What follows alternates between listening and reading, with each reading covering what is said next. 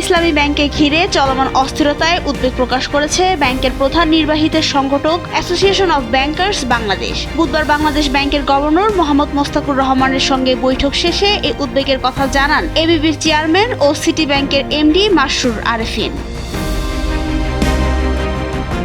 তিনি বলেন, ইসলামী ব্যাংকের সংকট কোনো একক প্রতিষ্ঠানের বিষয় নয়, এর প্রভাব পুরো ব্যাংক খাতে পড়ছে। তাছাড়া গভর্নরও বিষয়টিকে শুধু ব্যাংকিং নয়, রাজনৈতিক দৃষ্টিকোণ থেকেও বিবেচনা করছেন। সংশ্লিষ্ট পক্ষগুলোর মধ্যে সমঝোতার মাধ্যমে সমাধানের চেষ্টা চলছে বলেও জানান তিনি।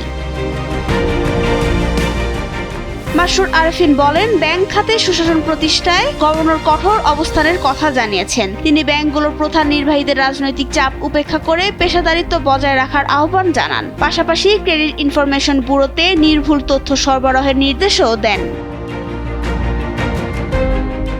বৈঠকে ঋণ প্রবাহ বাড়ানোর বিষয়ে আলোচনা হয়। এ লক্ষ্যে সরকার ও বাংলাদেশ ব্যাংক ৬০,০০০ কোটি টাকার নতুন তহবিল গঠনের উদ্যোগ নিয়েছে। ক্ষুদ্র, ছোট ও মাঝারি উদ্যোক্তাদের ঋণ সহায়তায় কেন্দ্রীয় ব্যাংকের পুনর্অর্থায়ন কর্মসূচির আওতায় এ অর্থ বিতরণ করা হবে।